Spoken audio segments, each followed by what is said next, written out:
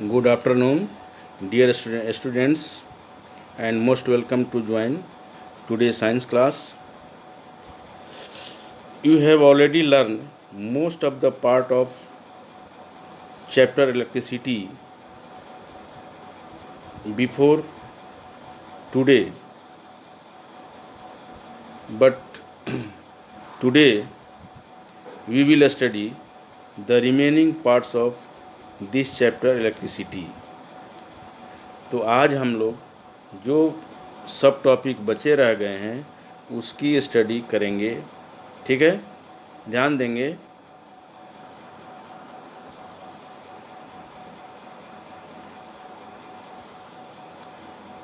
Electric current पढ़ चुके हैं, इलेक्ट्रिक पोटेंशियल डिफरेंस पढ़ चुके हैं, इलेक्ट्रिक सर्किट पढ़ चुके हैं, सिंबल पढ़ चुके हैं, कंपोनेंट पढ़ चुके हैं, ओम्स लॉ पढ़ चुके हैं, resistance, factors affecting the resistance, ठीक है, classification material on the basis of resistivity, ये सब आपने पढ़ लिए हैं। इसके बाद कम्बिनेशन ऑफ सीरीज भी सीरीज एंड पैरेलल भी पढ़ चुके हैं, ठीक है। इसके बाद now today we will study about heating effect of the electric current when electricity pass through a high resistance. I repeat again, when electricity pass through a high resistance wire like a nichrome wire, the resistance wire becomes very hot and produce heat. This is called heating effect of the current. That means we can say that when electric current passes through resistance and resistance made of nichrome wire is alloy of nickel and chromium. तो जब electricity किसी resistance से पास करती है और उसमें resistance nichrome से बना हुआ है, then the resistance wire becomes very hot and produce heat. This happening are called this principle are called heating effect of the current, right. सबको समझ में आया? Then heating effect of current, यहाँ देखिए, if a current I flow through a resistor of resistance, ठीक है, R and T be the time for which a charge Q flow through it, then the work done to move the charge through potential difference भी। ये सभी दिए हुए already given.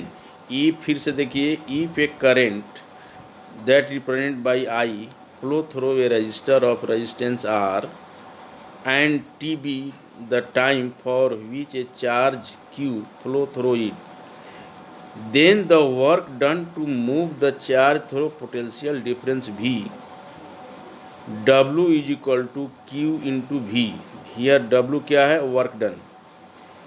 So P is equal to W by T, that means Q into V upon T। हम लिख सकते हैं Q upon T is equal to I या P is equal to V into I। Now heat energy, अब देखिए heat energy supplied P into T is equal to V into I into T according to Ohm's law V is equal to IR होता है। That means heat produced H is equal to I square RT, ठीक है। तो ये heat की formula है, H is equal to I square RT होता है, राइट। देन हम कह सकते हैं the heat produced in wire is directly proportional to a square of current, resistance of wire and time for which current is passed, ठीक है। जैसा कि अभी पिछले स्लाइड में देखे थे, heat is equal to I square R T, ठीक है, वही यहाँ दिखाया गया है कि heat produce in wire directly proportional to square of current, यानी I square, and resistance of wire that means R, and time for which current is pass that means T. Now application of heating effect of the electric current, ये तो सब लोग जानते हैं, पढ़ लेंगे इसको। जैसे फर्स्ट है, इन incandescent light bulb glow when the filament is heated by heating effect of the current, so hot that it glow white with thermal radiation, also called black body radiation. Now next point, electric stove and other electric heaters usually work by heating effect of the current. तो application of heating effect ये theoretical portion है, इसको आप पढ़ लेंगे, समझ में आ जाएगा, पढ़ लीजिएगा। Now I discuss with you about the electric energy. अब हम इलेक्ट्रिक एनर्जी की बात करते हैं। इलेक्ट्रिक एनर्जी किसे कहेंगे, व्हाट इज इलेक्ट्रिक एनर्जी, ठीक है, ध्यान देंगे। The total work done by A current in an electric circuit, the total work done by A current in A electric circuit is called electric energy. The commercial unit of electric energy is called kilowatt hour, in short form KWH, right. ये definitions हैं। The electric energy consumed when an electric appliance of power on 1 kilowatt work for 1 hour is called 1 kilowatt hour, right?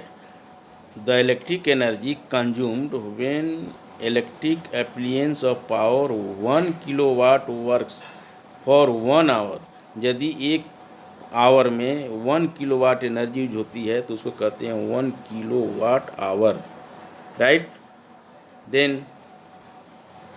1 kilowatt hour that means is equal to होता है 1 kilowatt into 1 our, यानी 1000 वाट into 3600 second. अब इसको calculation करेंगे तो हमारा आएगा 3 into 6 into 10⁶, ठीक है, finally 3.6 mJ, that means 1 kilowatt hour is equal to 3.6 mJ। Now electric power P and international between PV and R, ठीक है, electric power P and interrelation between PV and R, तीनों term का power, potential difference and resistance का interrelation हम लोग study करेंगे। The rate at which work is done by an electric current is called electric power, definition याद रखेंगे। The rate at which work is done by an electric current is called electric power. Now the rate at which electric energy is consumed or dissipated is called electric power. Electric power का दो definition है, दोनों सही है, जो आपको convenient होगा देखेंगे। If a current I flow through a conductor, ध्यान देंगे, if a current I flow through a conductor for a time t against a potential difference v, then work done by the current क्या होगा, work done यानी W is equal to VIT, ठीक है, ये equation. इसके बाद after that 10 electric power P is equal to W/T is equal to VIT/T is equal to VI, so P is equal to VI, that is equation 1। ये उधर equation 1 लिखा गया, actually equation ये 1 है, ठीक है। Now the unit of electric power is what. If V 1 volt and I 1 ampere, then from equation 2, then the equation 1 watt is equal to 1 volt into 1 ampere, thus P is equal to V into I, ठीक है, V volt I ampere. The power of an electric circuit is said to be 1 watt if 1 ampere of current flow in it against a potential difference of 1 volt. Right? A bigger unit of power is called kilowatt. Power की भी bigger unit, largest unit के W होता है kilowatt. P is equal to in kilowatt में निकालेंगे तो V into I upon 1000. So V is equal to I R, P is equal to I R R is equal to I square R. So P is equal to I square R. That is the fourth equation. Now यदि हम current को लेंगे तो current I is equal to V by R, यानी P is equal to V square upon R. That means P is equal to V square by R. That is the fifth equation. So please ध्यान देंगे, ये note मैं लगा दिया हूँ, याद रखिए, very very important for you. Equation 4 is use for calculating electric power in case current is I is constant. Clear हुआ? 4 इक्वेशन जो है P is equal to I square R, यह कहाँ यूज होगा? It is use for calculating electric power in case current I is constant. यदि current constant होगा तो fourth equation लगेगा. और 5 इक्वेशन कहाँ लगेगा? To calculate electric power if the potential difference is constant. जब पोटेंशियल डिफरेंस कांस्टेंट होगा तो 5 इक्वेशन लगेगा, P is equal to V square upon R. And equation 2 is application in all cases where either V change or current I change, या both V and I change, दोनों जब change होता है तो भी ये लगेगा इक्वेशन 2. राइट? तो इसी के साथ ये पूरी चैप्टर हम लोग आज फिनिश किए, और इसको अच्छे तरह से देखिए, पढ़िए. ठीक है? और मैं समझता हूँ कि कोई डिफ़िकल्टी प्रॉब्लम नहीं आनी चाहिए, क्योंकि पीपीटी और मैं पूरा एक्सप्लेन कर दिया हूँ विथ पीपीटी. सारा चैप्टर इसमें सब टॉपिक इन्वॉल्व है. So very very thanks to you, and I hope all you understand the chapter, and I will meet the next day with new chapter. Thank you very much.